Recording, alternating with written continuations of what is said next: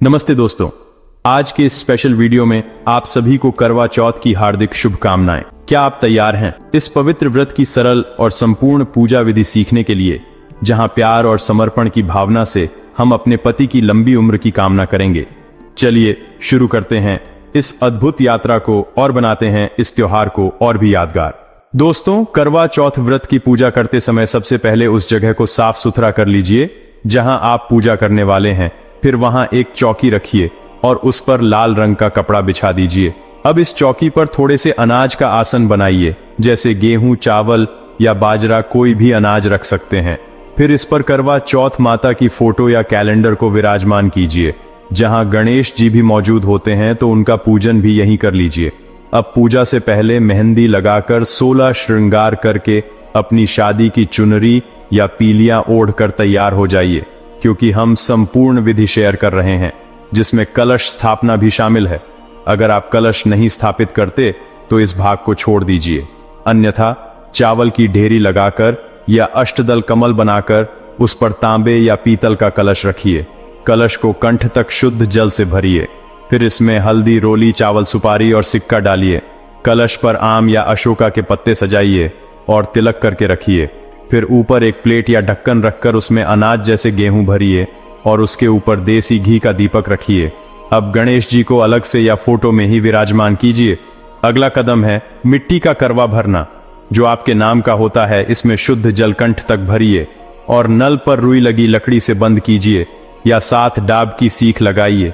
फिर ढक्कन रखकर करवा चौथ माता की तरफ मुंह करके रखिए और कंठ पर कलावा बांधिए। अब मीठा करवा लीजिए, जो पार्वती माता के नाम का होता है। इसमें खील पतासे या ड्राई फ्रूट भरिए, कंठ पर कलावा बांधिए और माता की तरफ मुंह करके रखिए। फिर अनाज की ढेरी या कटोरी में अनाज रखिए, जैसे गेहूं।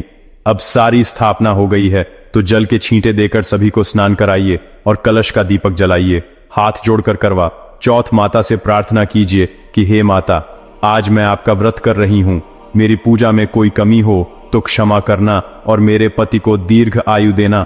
अब वस्त्र स्वरूप कलावा समर्पित कीजिए। गणेश जी को करवा चौथ माता को और कलश पर पहले से बंधा है। अगर लाल चुनरी है तो माता को ओढ़ाइए। फिर रोली से तिलक कीजिए गणेश जी को, माता को, सभी देवताओं को, करवों को, कलश को और कलश पर स्वास्तिक बनाइए, जो बहुत शुभ है। दीपक को भी तिलक कीजिए। फिर तिलक पर अक्षत यानी चावल समर्पित कीजिए। अब 16 श्रृंगार समर्पित कीजिए, या जितने बन पड़े उतने, कम से कम 2 सुहाग की चीजें तो जरूर अब भोग समर्पित कीजिए। अगर शाम की पूजा है तो पकवान, अगर दिन की तो मिठाई या पतासे और मीठा करवे के ऊपर भी रखिए, क्योंकि इससे चंद्रमा को जिमाएंगे। भोग में आरतू फल जैसे सिंघाड़ा जरूर रखिए। फिर जल समर्पित कीजिए। अब बायना निकालिए, साड़ी या सूट पर सुहाग सामान रखिए और दक्षिणा यथासंभव। अब व्रत कथा सुनिए। अनाज के दाने हाथ में लेकर कथा का वीडियो चैनल पर है, लिंक डिस्क्रिप्शन में देखिए। कथा के बाद दाने गणेश जी को जल में और बाकी पल्लू में बांध लीजिए। ये चंद्रमा को अर्घ देने के लिए हैं। छलनी और प्लेट चौकी पर रखिए। अब आरती कीजिए। कलश का दीपक न उठाएं, अलग दीपक या कपूर से गणेश जी और पार्वती माता की आरती कीजिए, या 5-7 बार घुमाकर। अगर आरती नहीं आती फिर क्षमा याचना और प्रार्थना कीजिए। अब बाएं निकालिए। पल्लू में जल लेकर साड़ी पर 2 बार वार कर हाथ जोड़िए। अगर करवा फेरा है तो माता के साथ 7 बार फेरिए। मीठा और मिट्टी का करवा बदलकर अब पूजा पूर्ण है। जल का लोटा सूर्य को अर्घ दीजिए। साड़ी, सुहाग, सामान, मीठा करवा, दक्षिणा सासू जी को दीजिए, या ननद, जेठानी या मंदिर में चरण स्पर्श कर आशीर्वाद लीजिए। रात चंद्रमा उदय पर मिट्टी करवे के जल से अर्घ, मिठाई से जिमा और कथा दाने सींचिए। दोस्तों, इस सरल विधि से करवा चौथ मनाइए और व्रत कथा जरूर सुनिए। दोस्तों, ये वीडियो कैसा लगा कमेंट में बताइए। अगर पसंद आया तो लाइक और सब्सक्राइब जरूर कीजिए।